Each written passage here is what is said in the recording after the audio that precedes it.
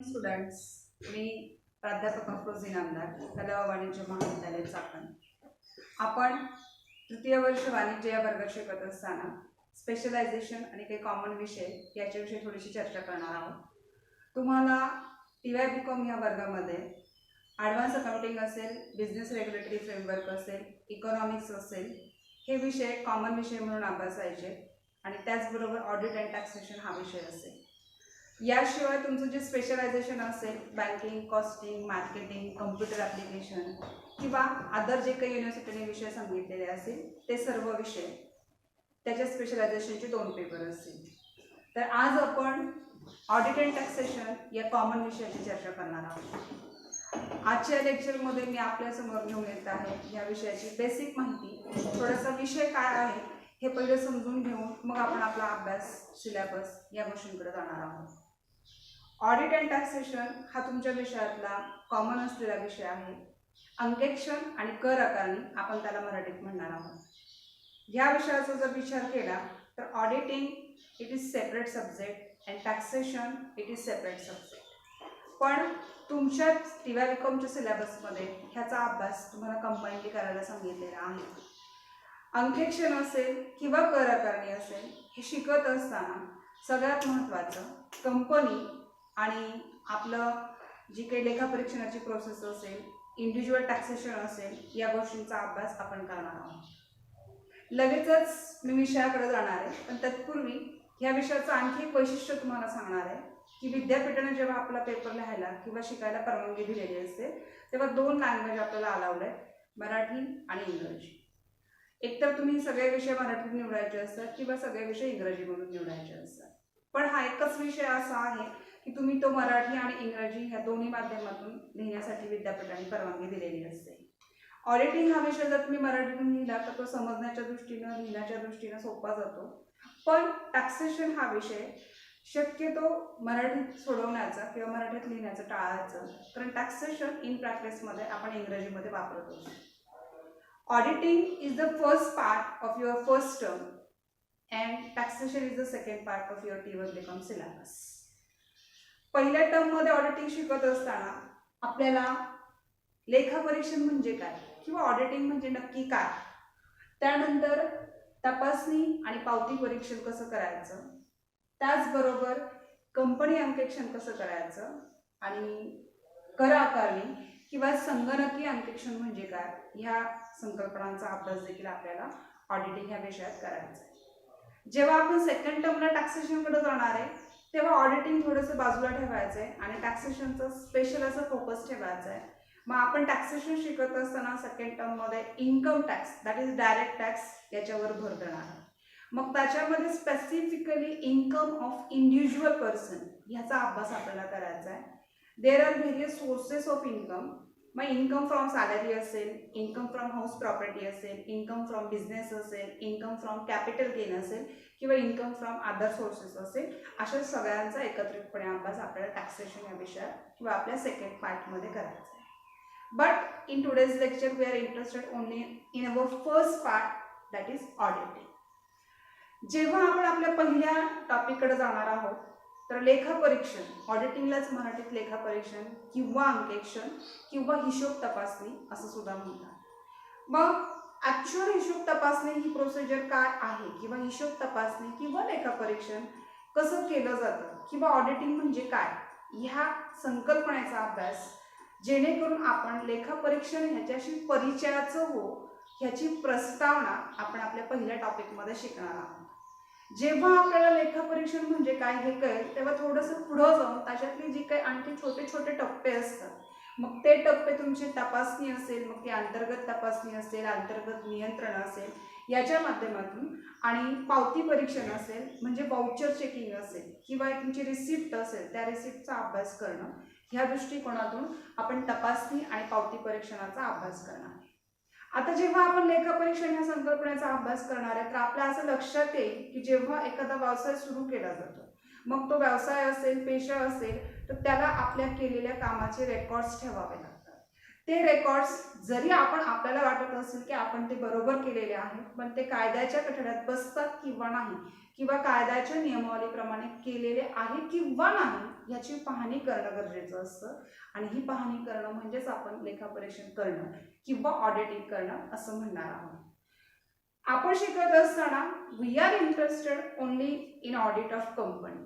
तसं जर बघायला गेलं तर सहकारी संस्था असतील, सोल ट्रेडर असेल, नॉन ट्रेडिंग इन्स्टिट्यूट असतील किंवा नॉन ट्रेडिंग ऑर्गनायझेशन असतील आणि कंपनी असेल, ह्या सगळ्यांमध्ये ऑडिटची प्रोसेस कुठे ना कुठेतरी ती लागू असते. पण आपल्याला बँकिंग किंवा सहकारी संस्था किंवा नॉन ट्रेडिंग ऑर्गनायझेशन किंवा एखादी sole traded firm, partnership firm असेल किंवा सोल ट्रेडेडचा बिझनेस असेल, आपल्याला याच्याशी संदर्भात असलेलं ऑडिट आत्ता TYBComच्या अभ्यासक्रमात फारसं अभ्यासायचं नाही. We are interested only in company audit, तेच कंपनी अंकेक्षण किंवा त्याला आपण प्रमंडळ अंकेक्षण असं म्हणणार आहोत. कंपनी कायद्यानुसार सांगितलेले जी काही लेखापरीक्षणाची प्रक्रिया असेल, लेखापरीक्षक असेल तो कसा नेमणूक, त्याची नेमणूक कशी करायची, त्याची पात्रता कोणती, त्याची अपात्रता कोणती, त्याच्या जबाबदाऱ्या कोणत्या, त्याला असलेले अधिकार कोणते, ह्या सगळ्यांशी संदर्भात असलेला कंपनी अंकेक्षण आपण आपल्या या विषयात अभ्यासणार आहोत. खरं पाहता ऑडिटिंग ही प्रोसेस तुमची इंट्रोडक्शन असेल, वाउचिंग असेल, कंपनी ऑडिटर असेल किंवा आणखी जे काही ऑडिटचे प्रकार सांगितलेले असेल त्या प्रकारांचा अभ्यास करताना तसं जर बघायला गेलं तर ती पूर्ण होते. पण आजच्या ह्या कम्प्युटराइज वर्ल्डमध्ये ऑडिटिंग हे संगणकीय पद्धतीने सुद्धा केलं जातं. मग ते EDP असेल म्हणून त्याचा एक अभ्यास विषय आपल्याला संगणकीय अंकेक्षण या छोट्याशा टॉपिकमध्ये करायचा आहे. टॅक्स ऑडिट म्हणजे सगळ्याच संस्थांना, सगळ्याच कंपन्यांना टॅक्स ऑडिट करावं लागत नाही. त्याच्या काही टर्म्स अँड कंडिशन्स आहेत, त्याच्या काही तरतुदी सांगितलेल्या आहेत, त्या तरतुदींचा अभ्यास आपल्याला कर आकारणी म्हणून कर अंकेक्षण आणि कर आकारणी ह्या पद्धतीमध्ये करायचा आहे.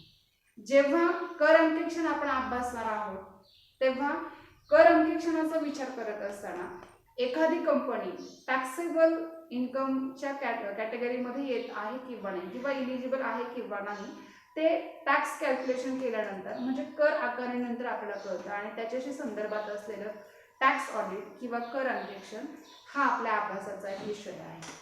तसं जर पाहिलं तर जरी हे टॉपिक तुम्हाला छोटे छोटे दिलेले असेल तर त्याचा संबंध directly that is related to your first topic, that is introduction of auditing. जेव्हा आपण लेखापरीक्षण किंवा अंकेक्षणाचे प्रकार अभ्यासणार आहे त्या प्रकारामध्ये ह्या प्रकाराचा देखील आपला अभ्यास करायचा आहे. पण आणखी थोडंसं डिटेल जाऊन स्टडी करताना कर अंकेक्षण, कर आकारणी आणि संगणकीय अंकेक्षण याच्या माध्यमातून आपण हा आपला विषय अभ्यासणार. इफ यू ऑब्झर्व केअरफुली दिसताना जरी ते छोटेसे 5 टॉपिक दिसत असले तरी प्रत्येक टॉपिकला, प्रत्येक धड्याला त्याचं असणारं वेटेज, त्याचे असणारे कंटेंट हे वेगवेगळे आहेत. म्हणजे प्रत्येकामध्ये शिकण्यासारखं डिटेल्स, प्रत्येकाचा कंटेंट वेगळा सांगितलेला आहे. जसं की प्रस्तावना शिकत असताना लेखापरीक्षण म्हणजे काय, त्याचं स्वरूप कसं असतं, त्याचे फायदे कोणते आहेत, त्याच्या मर्यादा कोणत्या आहेत, त्याचे प्रकार कोणते आहेत, त्याच पद्धतीने त्याच्यासाठी वापरण्यात येणारी वेगवेगळी तंत्रे कोणती आहेत ह्याचा अभ्यास आपल्याला प्रस्तावनामध्ये करायचा आहे. जेव्हा आपण तपासणी आणि पावती परीक्षणाकडे जाणार आहे म्हणजे मी तुम्हाला एक वाक्य आवर्जून सांगते, even if we are going to study auditing but this subject is basically related to the accounting. कारण आपण ऑडिट करणार म्हणजे काय करणार आहे किंवा ऑडिट शिकणार म्हणजे काय करणार आहे की तुमचे जे काही रेकॉर्ड्स तयार असतील, तुमच्या व्यवसायाचे जे काही डॉक्युमेंट्स असतील ते डॉक्युमेंट्स नियमानुसार केलेले आहेत किंवा नाही याची पाहणी करणं म्हणजे लेखापरीक्षण असणार. मग रेकॉर्ड्स म्हणजे रेकॉर्ड म्हटलं की लक्षात ठेवायचं तुमचे डॉक्युमेंटेशन तर असतंच, म्हणजे कागदपत्र तर असतात, पण त्याच्याबरोबरच त्या कागदपत्रांच्या आधारे तुम्ही केलेलं अकाउंटिंग असेल, मग त्या अकाउंटिंगमध्ये तुमचं असलेलं कॅशबुक असेल, तुमचे वाउचर्स असतील, तुमचे रिसिप्ट्स असतील, तुमच्या ॲसेट्स असतील, तुमच्या लायबिलिटीज असतील, बॅलन्स शीट असेल, ह्या सगळ्या गोष्टींची बारकाईनं केलेली तपासणी म्हणजे तुमची ऑडिटची प्रोसेस असणार. ह्याचाच अर्थ काय आहे, जेव्हा तुम्हाला पावती परीक्षण अभ्यासायचे तुम्हाला रिसिप्ट कळल्या पाहिजे, तुम्हाला वाउचर्स कळले पाहिजे. जेव्हा तुम्ही प्रत्यक्ष ऑडिट तपासणार आहात किंवा ऑडिट करणार आहात, ऑडिट अभ्यासणार आहात तेव्हा तुम्हाला बॅलन्स शीट कळलं पाहिजे. बॅलन्स शीट हे फक्त बॅलन्स शीट आहे हे आपण अकाउंटिंग मध्ये शिकतो. म्हणजे we are familiar with that balance sheet has two sides और two parts. Your first part is asset, your second part is liability. Asset is nothing but the receivable cash and liability is nothing but the payable cash. But if you observe carefully, each and every content has its special appearance, special existence, special importance. जेव्हा तुम्ही असेट्सचा विचार करणार आहे, मग त्यात fix assets असतील, current assets असतील, एखादी जमीन असेल, एखादी बिल्डिंग असेल, एखादं फर्निचर असेल, त्याचं जे व्हॅल्युएशन बॅलन्स शीटला केलेलं असतं ते फक्त कागदोपत्री नसतं. त्याला काहीतरी व्हॅल्यू असते, ती व्हॅल्यू कॅल्क्युलेट केलेली असते. मग ती व्हॅल्यू कशी कॅल्क्युलेट केलेली असेल ह्याला आपण व्हॅल्युएशन किंवा मूल्यांकन असं म्हणणार आहे. आणि खरंच ती एखादी असेट दाखवलेली बॅलन्स शीटला दाखवलेली असेल प्रत्यक्षामध्ये आहे किंवा नाही ह्याचं जेव्हा व्हेरिफिकेशन केलं जाणार आहे किंवा ही जेव्हा प्रत्यक्ष पाहणी केली जाणार आहे तर त्या ऑडिटिंगच्या त्या भागाला किंवा त्या टप्प्याला आपण व्हेरिफिकेशन ऑफ असेट्स असं म्हणणार. म्हणजे असेट साईड आणि लायबिलिटी साईडला even if liability is your payable amount, म्हणजे तुम्ही लोकांकडून काहीतरी पैसे तुमच्या व्यवसायासाठी घेतलेले आहेत किंवा तुम्ही स्वतःचे काहीतरी पैसे गुंतवलेले असतील त्याचे काही रेकॉर्ड्स तुम्ही ठेवलेले आहे का. म्हणजे जर कंपनी असेल तर ते शेअर कॅपिटलचा रेकॉर्ड असेल, पार्टनरशिप फर्म असेल तर तुमचं स्वतःचं गुंतवलेलं कॅपिटल असेल, सोल ट्रेडर असेल तर स्वतःचं कॅपिटल असेल किंवा तुम्ही एक्सटर्नल लायबिलिटीज म्हणून कुणाकडून जर पैसे कलेक्ट केले असेल तर त्याचे काही रेकॉर्ड्स केलेले आहेत का. ह्या सगळ्यांचा अभ्यास अवेलेबल असलेल्या डॉक्युमेंटच्या आधारे करणं म्हणजे तपासणी आणि पावती परीक्षण किंवा verification and valuation of assets and liabilities ही तुमची ऑडिटची प्रोसेस असणार.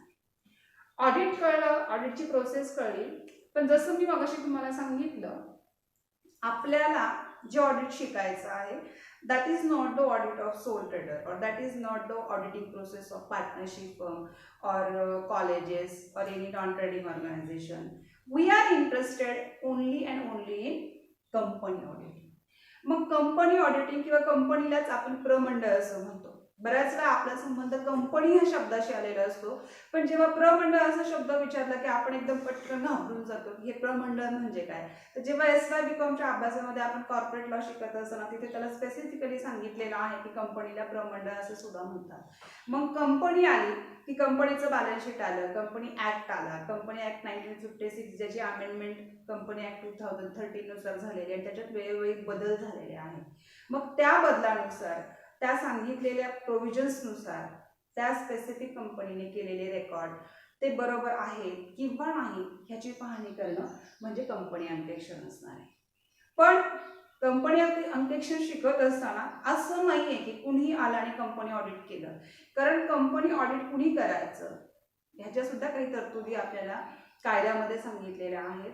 मग त्या जे काही प्रोव्हिजन्स असतील की अपॉइंटमेंट ऑफ कंपनी ऑडिटर असेल, क्वालिफिकेशन ऑफ कंपनी ऑडिटर असेल, डिस्क्वालिफिकेशन ऑफ कंपनी ऑडिटर असेल, ह्या सगळ्यांचा अभ्यास आपल्याला ह्या टॉपिकमध्ये करायचा.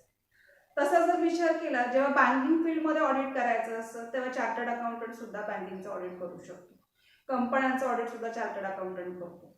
आणि जेव्हा एखाद्या फर्मचं ऑडिट करायचं असतं किंवा एखाद्या सहकारी संस्थांचं ऑडिट करायचं असतं तर तेव्हा सर्टिफाय ऑडिटर सुद्धा चालतो किंवा शासकीय लेखापरीक्षक की ज्याची नेमणूक शासनाने त्या कंपनीसाठी किंवा त्या फर्मसाठी त्या मालकाने केलेली असेल किंवा त्या बँकेच्या ऑडिटसाठी त्या मॅनेजमेंटने केलेली असेल किंवा शासनाने केलेली असेल, तर ह्याचा सुद्धा अभ्यास शॉर्टमध्ये आपण ह्याच्यामध्ये करणार आहोत. प्रत्येकाची क्वालिफिकेशन वेगळे सांगितलेली आहे. म्हणजे सर्टिफाय ऑडिटर म्हणून काम करायचं असेल तर त्याच्या गरजा वेगळ्या सांगितल्या, त्याची नीड किंवा त्याची पात्रता वेगळी सांगितली. शासकीय लेखापरीक्षक म्हणून काम करत असताना त्याची प्रोव्हिजन वेगळी सांगितली. चार्टर्ड अकाउंटंट जर असेल तर मग त्याच्यासाठी सुद्धा काही क्रायटेरिया सांगितलेले आहेत. मग त्या सगळ्या क्रायटेरियांचा अभ्यास आपण आपल्या कंपनी अंकेक्षण या टॉपिकमध्ये शिकणार आहे.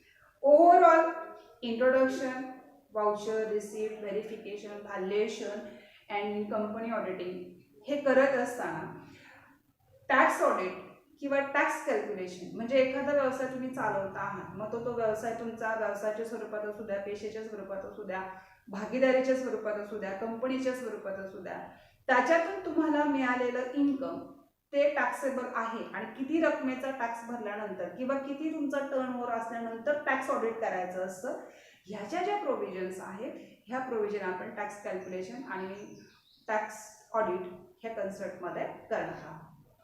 आत्ताचा जर आपण विचार केला तर today's world is computerise world. म्हणजे इवन इफ आपण मॅन्युअली रेकॉर्ड करत आहोत, आपल्याकडे वाउचर मॅन्युअली असतं, रिसिप्ट मॅन्युअली असते, काही वेळेस ती जी काही आपण डिपॉझिट केल्यानंतर दिली जाणारी स्लिप असते ती कम्प्युटराइज प्रिंट काढली जाते, पण शेवटी तो कागद असतो. म्हणजे ऑडिटिंगची प्रोसेस करत असताना प्रत्येक रेकॉर्ड व्हेरीफाय करायचा, दॅट इज मॅन्युअल ऑडिट. पण कम्प्युटराइज ऑडिट म्हणजे कम्प्युटराइज रेकॉर्डच्या आधारे लेखापरीक्षण करायचं. हा एक छोटासा भाग पण आत्ताच्या वातावरणामध्ये खूप महत्त्वाचा असलेला तो आपण संगणकीय अंकेक्षणाच्या माध्यमातून शिकणार आहोत. म्हणजेच आपला पहिला पार्ट ऑडिटिंग, आपल्याला ऑडिटिंग कसं करायचं, त्याच्यासाठी असलेल्या तरतुदी काय आहेत, टॅक्स ऑडिट काय आहे, कम्प्युटराइज सिस्टीम काय आहे, ट्रॅडिशनल मेथड कोणती होती, ह्या सगळ्यांचा बारकाईनं अभ्यास आपल्याला आपल्या ऑडिटिंग ह्या विषयात करायचा आहे. Again I repeat my statement, तुम्हाला ऑडिटिंग शिकायचं असेल तर you have to familiar with basic accounting. Accounting कळलंच पाहिजे, तुम्हाला कॅशबुक कळलं पाहिजे, तुम्हाला डेबिट कळलं पाहिजे, तुम्हाला क्रेडिट कळलं पाहिजे, तुम्हाला ॲसेट्स माहीत पाहिजे, तुम्हाला लायबिलिटीज माहीत पाहिजे, तर तुम्हाला त्या ऑडिटिंगमधली गंमत किंवा ऑडिटिंगमधली मजा लक्षात येईल.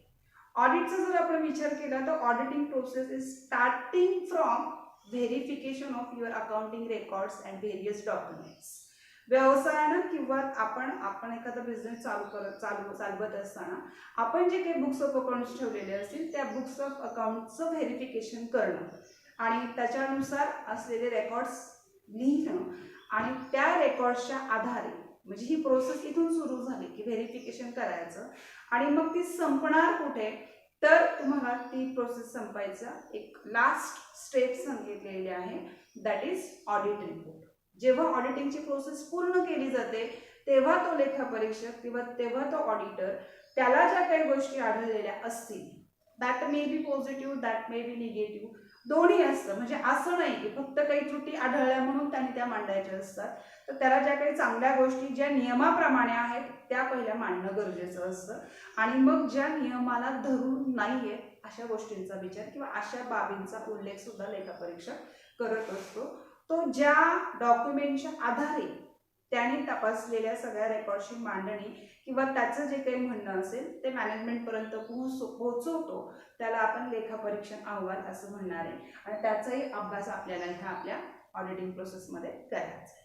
आपण सगळ्या टॉपिकचा अभ्यास वन बाय वन करणार आहोत, पण आज मी फक्त तुम्हाला आपल्या पहिल्या टॉपिकशी रिलेटेड असलेली ऑडिटिंगची कन्सेप्ट आणि नेचर ऑफ ऑडिटिंग याच्याविषयी सांगणार आहे.